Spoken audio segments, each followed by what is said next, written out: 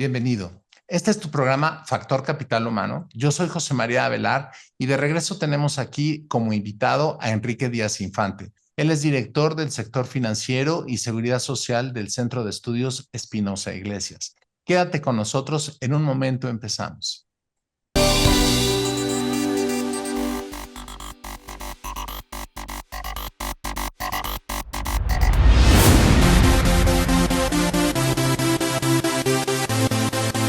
Bienvenido.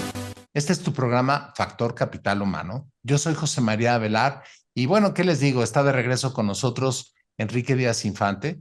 Él es director del sector financiero y seguridad social del Centro de Estudios Espinosa Iglesias, licenciado en Derecho por la UNAM, maestro por la London School Economics and Political Science, estudió las maestrías de Políticas Comparadas y Política Social, Planeación en Países en Desarrollo, donde también funcionó como investigador invitado. Actualmente cursa su doctorado en Derecho. ¿Y qué les voy a decir?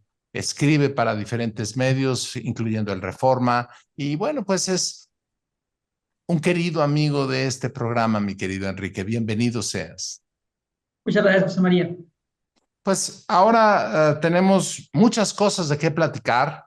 Evidentemente, las elecciones representan un motivo interesantísimo y más allá del evento propio de las elecciones es, habiéndose definido que Claudia Sheinbaum va a ser nuestra nueva presidente, primera mujer, con una corte de continuidad para la 4T en materia de política social y economía para México. Existen muchos temas de que platicar, pero algo que es relevante para nuestro auditorio, mi querido Enrique, es hablar de expectativas, qué es lo que pasó, qué es lo que estamos viendo y en materia económica y social, qué podemos ver y qué podemos anticipar para el próximo sexenio, para el próximo año y lo que falta de este. Cuéntanos, ¿qué nos puedes contar en materia de tu perspectiva para este cambio brutal para nuestro país? Pues mira, José María, yo te diría que salgo preocupado de las elecciones. Y salgo preocupado porque el votante mexicano masivamente decidió refrendar a la 4T y al proyecto de la Cuarta Transformación del presidente López Obrador, votando por Claudia Sheinbaum y dándole un mandato aún superior al que tuvo el presidente López Obrador. El 61% del padrón votó y de esos, pues la mayoría en un 45% votaron por Morena y sumado lo del PT y el Verde Ecologista, pues arriba de un 58%, 59% votó por Claudia Sheinbaum vía Morena principalmente, Verde Ecologista y PT. ¿Qué significa esto? Concentración de poder. Por eso es que estoy preocupado, José María. Me hubiera gustado ver una dispersión del poder y más equilibrado la votación de los electores, pero el electorado decidió concentrar el poder en el partido en el poder, no solo en Claudia Sheinbaum, sino que también en el Congreso, tanto en la Cámara de Senadores como en la Cámara de Diputados, se le dio mayoría y muy probablemente vaya a resultar que esa mayoría es calificada y además por argucias legales, por fraudes a la ley, pues es muy probable que se logre hasta una sobrerepresentación, porque la sobrerepresentación, como está establecido en la ley, es se da y se prohíbe en caso de que se haya un 8%, o sea, hasta un 8% en el caso de las coaliciones y los partidos cuando son mayoría. Hasta ahí se puede haber la sobrerepresentación, hasta un 8%. Pero ellos argumentan que esa limitación no aplica para el caso de coaliciones y que ellos fueron en coalición, entonces no estarían sobre representados, siendo que pues, conjuntamente van a tener pues, el 60% de los votos y esto los va a llevar a tener una mayoría calificada en la Cámara. Entonces es preocupante. Nunca la concentración de poder, nunca la pérdida de contrapesos es bueno, es buena democracia, porque, José María, si te toca un presidente bueno, noble, maravilloso, increíble. Bendito sea el Señor que no tienes contrapesos y que muy sabiamente va a actuar en beneficio del pueblo, pero generalmente eso no pasa, José María, y generalmente es bueno tener el Congreso dividido, tener a los órganos autónomos, y además ya nos anunciaron, el 5 de febrero, el presidente López Obrador anunció lo que iba a ser su plan C, y ese plan C es un plan francamente autoritario, es desaparecer a los diputados plurinominales, es desaparecer a los órganos autónomos, y en el caso de la Suprema, del Poder Judicial, que se elijan jueces y magistrados. Entonces, imagínate, solo en Bolivia ocurre esto. Entonces, seríamos el segundo país del orbe que elige a sus jueces. Y eso, bueno, pues ya vimos el poder electoral de la 4T, entonces, pues ya sabemos cómo va a quedar el Poder Judicial. Jueces y magistrados elegidos por el pueblo bueno y sabio de la 4T.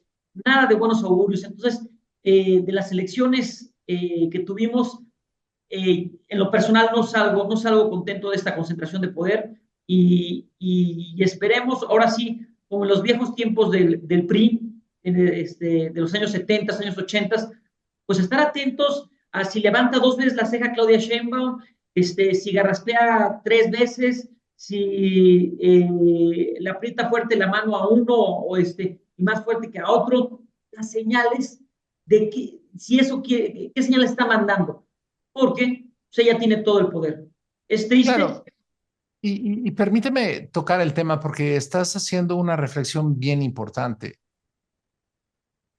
El cambio que representa la 4T Morena, por las razones que tú quieras, es obvio, alejándose del autoritarismo proveniente del PRI, precisamente de los años 70, los años 80, un López Portillo que fue el señor emperador con poder absoluto sobre toda la actividad política, económica y claro, con un control sobre el aspecto social increíble como no se había notado antes, porque además gozó de un poder económico que no había tenido el gobierno mexicano antes. Aquí la parte interesante, Enrique, y lo acabas de mencionar, es la similitud de la capacidad y poder que va a tener Claudia por encima inclusive de López Obrador, con una representación política y una fuerza sustentada en un voto de mayoría que nos dice mucho de lo que el electorado mexicano opina, siente y cómo reaccionó a todo lo que hay en el entorno. Claro, caballadas flacas y puede haber muchísimas razones por las cuales surge este significativo resultado de votaciones. Pero, ¿qué podemos esperar de una persona como Claudia Sheinbaum en la presidencia? Hay muchos miedos, pero en realidad, ¿qué nos ha demostrado en sus ejercicios públicos previos y qué podemos esperar y proyectar al respecto de eso? ¿Cómo lo ves tú? ¿Cuáles son tus perspectivas? Pues mira, José María, a mí me enseñaron en mis maestrías en Londres a hacer un análisis a partir de los incentivos. Y los incentivos están alineados para el autoritarismo. Entonces, más allá de las personalidades y que pueda ser, que sea doctora en Berkeley, que sea una científica, que durante el ejercicio de gobierno, como jefa de gobierno de la Ciudad de México, pues haya sido razonablemente sensata, pero al margen de eso, los incentivos están puestos para que siga el plan C que le puso López Obrador, y ese plan C, pues como te digo, es un plan de mayor concentración de poder, es un plan para arrasar al Poder Judicial vía el voto popular, a someterlos como nunca se hace en otro país, a los jueces y magistrados a que sean electos por el voto. Entonces ya sabemos que el pueblo bueno y sabio va a votar por los jueces y magistrados de Morena. Entonces eso es preocupante. Los autónomos se acaban, los organismos autónomos fue una serie surgieron a partir de la necesidad de tener cuadros técnicos en la toma de decisiones muy especializadas, como es competencia económica, como es la materia energética. Entonces se crea la COFESE, competencia económica, la Comisión de Hidrocarburos para el tema petrolero, la Comisión Reguladora de Energía para el tema de electricidad. Bueno, ha anunciado López Obrador que va a desaparecer eso, bajo la bandera de la austeridad republicana. Perdón, digo, López Obrador ha anunciado porque me gustaría que se empezaran a dar visos de un rompimiento Sheinbaum con López Obrador y que Pero pudiéramos no, ver. no aparecen. No parece eso. Entonces, López Obrador le puso la ruta de vuelo con ese plan C, entró amarrándole las manos y entonces es difícil no juzgar a Sheinbaum a partir de López Obrador. Claro, Entonces, y déjame tocar un tema importante. Lázaro Cárdenas era el secretario personal, su hombre de confianza de Plutarco Elías Calles. Y no necesariamente las cosas salieron como Plutarco Elías Calles esperaba cuando lo nombra para ser su reemplazo en la presidencia y posiblemente vislumbrar el poder atrás del poder en otro periodo como lo hizo en el Maximato.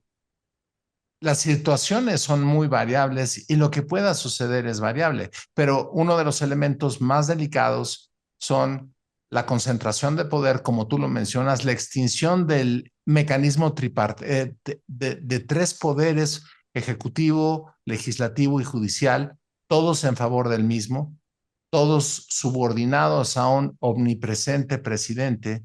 Y bueno, además te aparece un organismo peligrosísimo que han construido, que es autoridad y fuerza al ejército.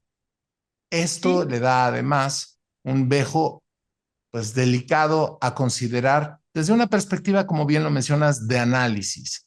Las realidades pueden ser muy diferentes, pero lo que queremos conocer son nuestras expectativas, las posibilidades y lo que puede brincarnos en este futuro. Ahora bien, dicho esto, ¿qué falta en este periodo del año antes de la transición presidencial? Sabemos que habrá continuidad, pero ¿qué más puede suceder en el año de Hidalgo en las conductas de López Obrador, sus seguidores, de los que actualmente se encuentran en el poder? ¿Cuál es tu perspectiva?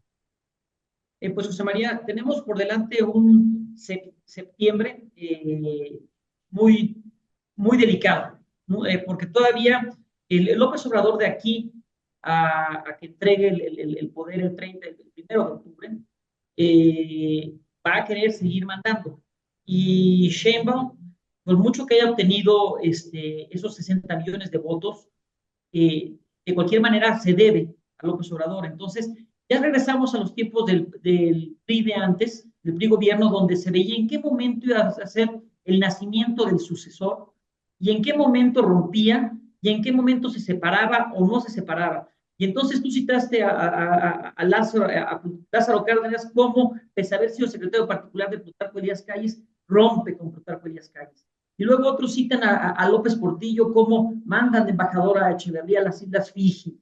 Y en qué momento se da ese rompimiento. Es triste haber pasado por una transición a la democracia, haber construido instituciones como el INE, un organismo autónomo para organizar las elecciones, haber constituido una Suprema Corte de Justicia autónoma que ahora está a un ministro de caer también bajo control del Poder Ejecutivo. Y digo un ministro porque ahorita ya tiene 3 ministros nombrados López Obrador y el cuarto llegaría en noviembre y tiene las mayorías calificadas para que para ese ministro.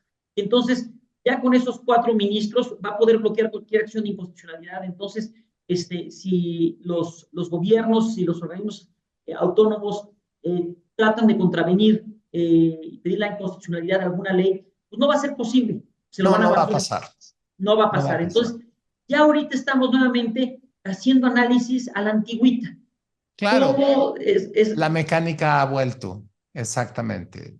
La forma como se proyectaban y cómo se analizaban, bien lo describías en tu conversación inicial. Y definitivamente es un tema que tenemos que seguir hablando, mi querido Enrique, y que hay mucho por donde cortar, pero algo que será importante para el próximo programa, que esperemos nos acompañes, es precisamente ¿Qué podemos hablar puntualmente sobre el próximo sexenio? ¿Qué podemos esperar como personas y qué recomendaciones nos puedes dar? Será interesante y nos dará mucho gusto que nos acompañes de nuevo, Enrique. Pues Enrique, no me queda más que agradecer tu presencia, tu información y tus valiosos comentarios para nuestro auditorio. Es un gusto tenerte de regreso aquí en tu programa Factor Capital Humano. Muchas gracias a ti, José María. El agradecido soy yo. No, es un gusto. Y bueno, esperamos que sea de utilidad lo que hemos compartido y nos vemos la próxima. Soy José María Velar. Este es Factor Capital Humano. Hasta pronto.